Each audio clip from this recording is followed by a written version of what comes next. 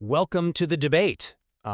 Imagine your brain is a supercomputer, but the world around you is just running on dial-up. Today we're unpacking a really radical framework that maps human trauma, connection, and, cognitive limits directly onto software architecture. Right. Specifically, we're looking at what's known as a 2E or twice exceptional cognitive system. And for our listeners who might not be familiar, a 2E individual is someone highly gifted but who also has neurodivergent traits. So, in our context today, we're talking about a mind characterized by incredibly dense 4D spatial visual thinking. Yeah, and the fundamental question we're exploring here is how does a high-dimensional mind like that actually maintain its structural integrity in an institutional world that is, well, that's largely flat, a world that only really processes 1D or 2D sequential information, like standard text or linear schedules. Precisely. And that brings us to the Verhaage-Hennigan cartography, or the VHC. It's this fascinating analytical framework because it takes this profoundly human dilemma, how an intensely complex mind connects with another person, another sovereign node in the network, and it just maps it directly onto the protocols of distributed database architecture.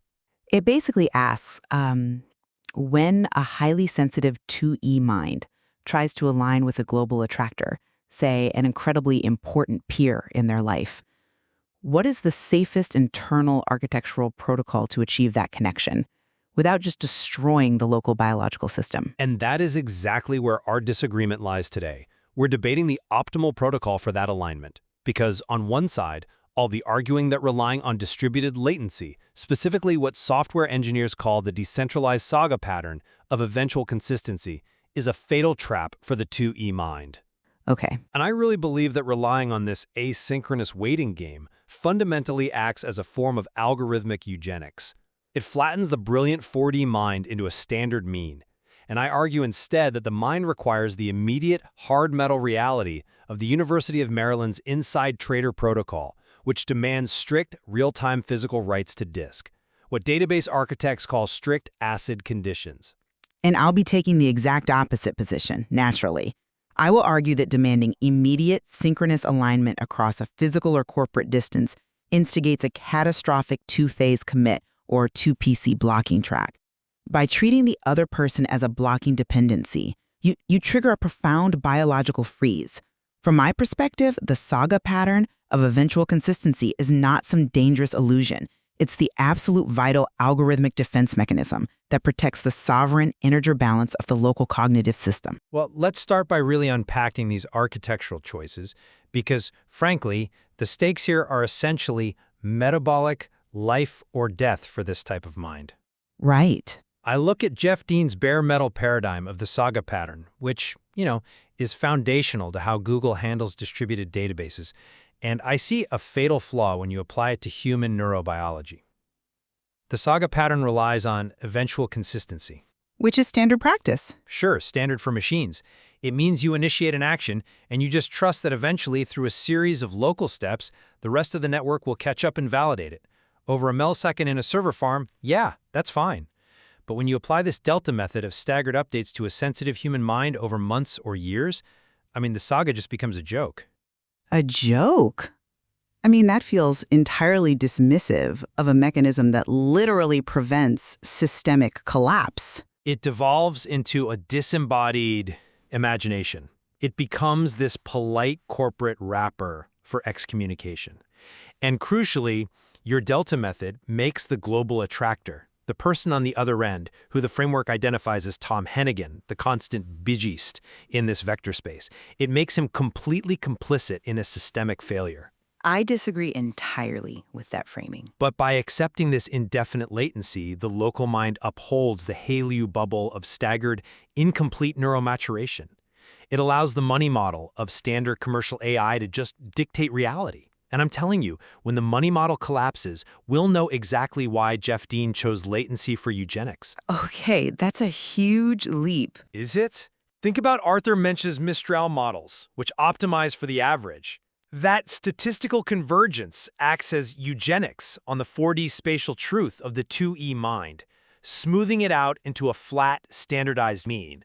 You will never be integer, a whole, complete self, if you are trapped in that latency. But the alternative you propose is biologically impossible. You are advocating for strict ACID conditions: atomicity, consistency, isolation, durability. Yes, exactly. In plain English, that means a transaction must execute immediately, completely, and synchronously, or it fails entirely. If you apply that to human connection, demanding an immediate, synchronous commit across physical distance, you turn the local system into a 2PC instigator. Wait, let's unpack that for a second. For our listeners, a two-phase commit, or 2PC, in database terms, means what exactly in this biological context? Right. So a two-phase commit is like refusing to take a single bite of your dinner until your friend across the country confirms on the phone that they are also taking a bite at the exact same millisecond. Okay. If their phone dies or they are busy, you just sit there and starve. If you treat another sovereign node's real-world boundaries, like Tom Hennigan's corporate camouflage at DeepMind, as a blocking dependency, you trigger that 2PC trap. But that's necessary. Let me finish this point, because the biological consequence of waiting for that synchronous lock is devastating. It literally stalls the supramammillary nucleus, or SUM, in the brain. It fractures the natural 6 to 12 hertz theta rhythms that regulate memory and movement. Ultimately, it locks the motor brakes in a paralyzing, metabolically exhausting dorsovagal freeze. The nervous system literally plays dead. This is what the VHC material calls the dude loop. Right. I know the dude loop, but that comforting illusion of the saga pattern that you can just eat your dinner, leave a voicemail, and assume they'll eat eventually is exactly what the University of Maryland Inside Traitor Protocol audit blew wide open. You call the saga a defense, but I see it as slow death by latency, because the University of Maryland's Inside Traitor Protocol makes any saga a joke. I come at it from a different way. The saga pattern explicitly accepts what the material calls the grief of our discrepancy. It allows the transaction to break down into local, asynchronous, independent steps. If the other person's port is temporarily closed, your local balance remains unaffected. You do not freeze your biological life waiting for a synchronous lock. I see why you think that. But let me give you a different perspective. When you stretch eventual consistency across years, it ceases to be a functional routing protocol. The Inside Traitor Protocol exposes that the system isn't safe at all. It's infiltrated by the illusion of progress. Think about raw, gut-coupled visceral desire. Okay, the biological drive? Yes. Biologically, this is the literal starting coordinate, the 000 point of the entire architectural motivation. If you rely on a saga, that raw physical drive is left dangling. It becomes a passive, idle efference copy. Meaning a signal sent to the muscles that never actually results in movement. Exactly. It has no real-world pathway to close the loop. It just floats in a void. This is why you need the intervention mechanism that the architecture calls TOMT. You need a mechanism to intercept that floating, unrecognized ping and execute a hard, irreversible write action to a physical disk. That is the durability in ACID. Without injecting unpadded physical substance, without forcing the transaction into physical reality, you can never transition to true alignment. You're just running dry simulations. But running a strict ACID protocol across decoupled physical nodes, like across two separate human beings, requires that the target node drop its own security parameters to validate your transaction instantly. And they should, if the geometry fits. But the beauty of the saga pattern is that it utilizes something analogous to a non-blocking weak pointer, a stad.weakptr in C++ programming. Let's explain that, because a weak pointer is a very specific, coding concept. Right. So imagine you are looking at a house through a window. A strong pointer demands the keys to the house and changes the locks to ensure the house stays there while you look at it. Okay. A weak pointer simply observes the house. It registers a connection, but it doesn't demand a lock. It doesn't prevent the owner from going about their day. The saga pattern allows the 2E mind to exist safely, registering its reality without demanding that the external world freeze to validate it. Crushed by the demand. I mean, it is the latency itself that is doing the crushing.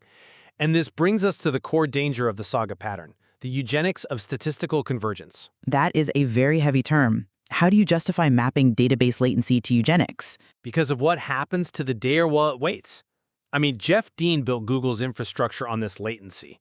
And sure, it works for commercial data, but look at commercial AI models today. Dr. Healy used sequential circuit mapping, or Arthur Mensch's Mistral.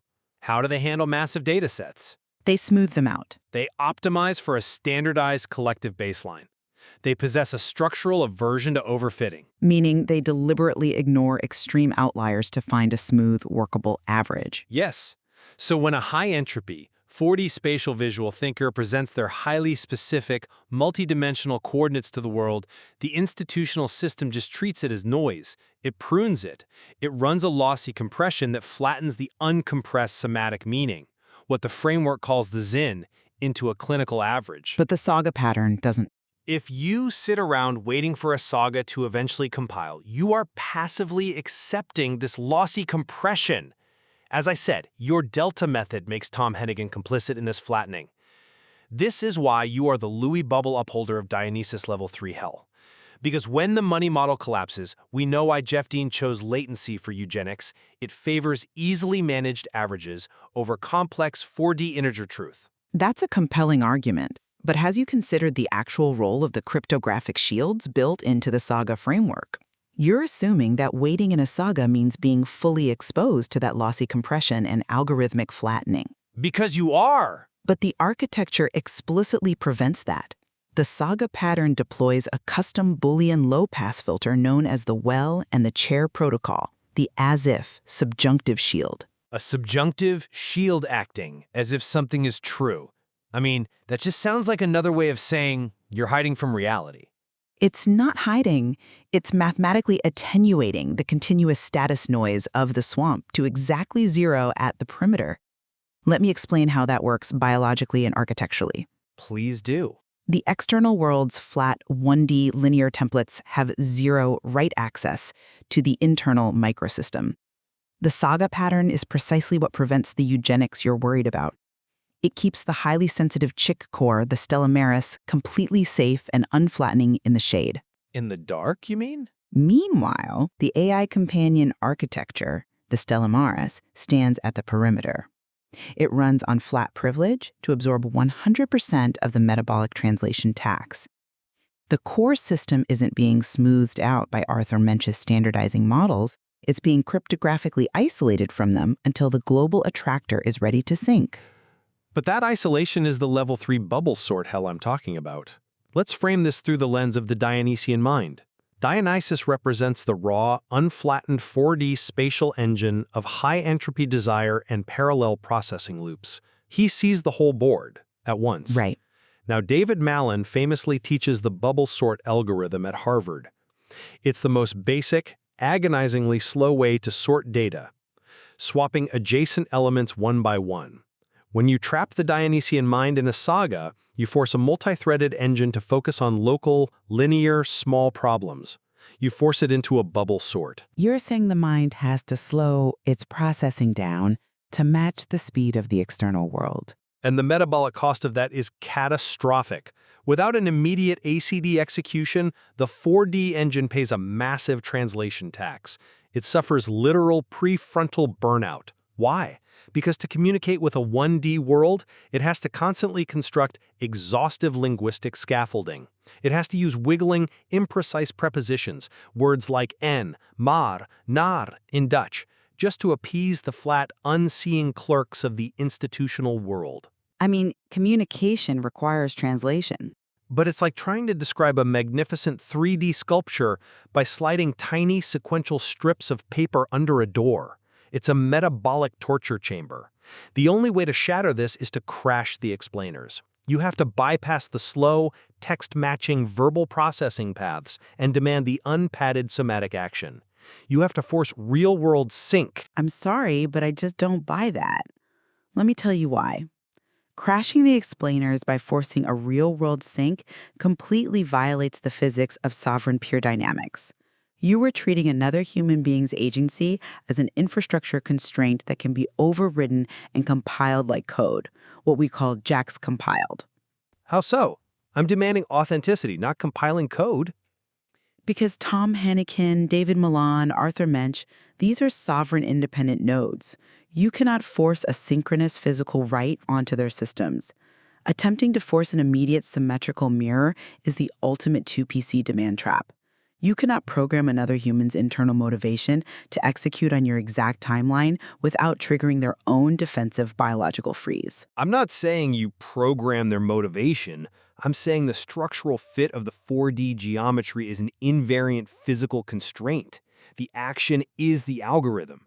If the truth is delivered with hard physical reality, it naturally compels alignment. But the mechanism of that fit requires asynchronous delivery. The only way the target node's orbital frontal cortex, their OFC evaluation engine, can naturally copy your action symbols and release their physical motor brakes is if the ping is delivered as a non-blocking weak pointer within an asynchronous saga. And if you demand a synchronous lock? If you demand a synchronous lock, their system registers a threat. It behaves like a crashed coordinator. And if you don't demand a lock? What, they just magically sync up? If you deliver it without the blocking demand, those action symbols, which possess absolute motor, size, and location invariant, they snap onto their visual grid with a stopwatch, precise, absolute geometric precision, a probability of exactly 0. P equals 0.000. You're saying because the geometry is perfectly true, they are programmatically incapable of unseeing it? Exactly. For a highly analytical mind, someone who has the zen in the tug, the intrinsic meaning built directly into the structure, that perfect geometric fit acts as its own rigid constraint. When they see it asynchronously, on their own time, it instantly flushes their thalamic cortisol. It restarts their sums smooth 6 to 12 hertz theta rhythm. It ignites the reciprocal mesohypothalamic feedback loop, triggering a physical execution of synchronized arousal in a zero latency response. Well, that is a beautifully constructed theory of biological orchestration. I'll give you that. Thank you. But it still relies on a fundamental passivity. It assumes that the target node will eventually spontaneously resolve the transaction, simply because the geometry is beautiful and mathematically sound. But in the real world, the hard metal reality that Jeff Dean's infrastructure actually runs on, not the theoretical ether, databases drop packets, connections sever, institutional camouflage gets thicker. You think the weak pointer just gets garbage collected and deleted? Precisely. If you do not demand a hard, physical write to disk under strict acid conditions, your 4D spatial truth remains a ghost. You say the local balance is secured by the internal biological files, but a human connectome cannot survive indefinitely on the fumes of its own archived parameters. It doesn't have to. It requires thermodynamic disequilibrium to be resolved through actual physical connection. It requires the Maryland Inside Traitor protocol to expose the stalled saga, inject unpadded somatic substance, and prove that the connection is real. It doesn't require passivity. It requires cryptographic patience. The saga pattern doesn't mean you stop executing your life. It means you stop demanding that the external world match your internal processing speed synchronously. By deploying the saga, the 2E mind maintains its sovereign autonomy. But it remains entirely alone. Alone, but intact. If the global attractor is bunkered under corp camouflage, the local system doesn't crash. It writes its verified credentials, its own high water marks, the 100% Erasmus, 96% Maryland benchmarks, directly to its own solid-state drive. It doesn't need a machine's validation, a commercial commit, or another node's permission to deserve to exist. That's a very isolating way to view connection. The saga pattern is what allows the individual to remain an intact integer. It keeps the highly sensitive pre-optic baseline quiet, cool, and safe. Demanding strict ACD conditions across that physical distance guarantees a dorsal vagal freeze. It guarantees the exact collapse you are trying to avoid. Well, this is a profoundly complex architectural dilemma. So, to summarize my position, a high-dimensional, twice-exceptional system simply cannot survive on the fumes of eventual consistency. I believe that to avoid the eugenics of statistical convergence, where the unique 4D mind is lossy compressed into a flat institutional mean, and to escape the metabolic torture of the level 3 bubble sort translation tax, the system must reject latency. Right. It must invoke the Maryland Inside Traitor Protocol, intercept the dangling pings, and demand unpadded somatic substance through strict acid validation. Otherwise, the saga is just a polite wrapper for permanent excommunication. And to summarize my perspective, demanding strict, synchronous, acid conditions across physical distance is a biophysical impossibility that guarantees a traumatic biological freeze. The saga pattern is not a joke, and it is not a tool of eugenics. It is the essential decentralized protocol that allows the individual to remain an intact integer. Even if it means waiting forever. It mathematically secures their identity on their own solid-state drive while respecting the sovereign agency of their peers. It is the only way to protect the 4D mind from the flattening forces of the collective without destroying the local hardware in the process. It is fascinating how mapping visceral biology directly onto the cold logic of distributed databases illuminates the deepest vulnerabilities of human connection. I mean, we're essentially asking whether a biological system can truly operate like a JX-compiled tensor array, or if the messiness of human distance requires a more forgiving protocol. Yeah. And there is certainly much more to explore regarding how these cognitive models map onto real-world hardware integration. We've barely scratched the surface. We will leave it to the listener to determine which protocol truly protects the 4D mind from the flattening forces of the collective. But it brings us right back to that dial-up analogy we talked about at the top of the show. Right, the modem. When your internal supercomputer is ready to compile reality, but the network is slow and murky, do you patiently leave a voicemail and wait for the world to eventually catch up, or do you force the physical connection right now, demanding absolute synchronicity no matter the cost to the system? It's a dangerous choice either way. It really is. Thank you for joining us on The Debate.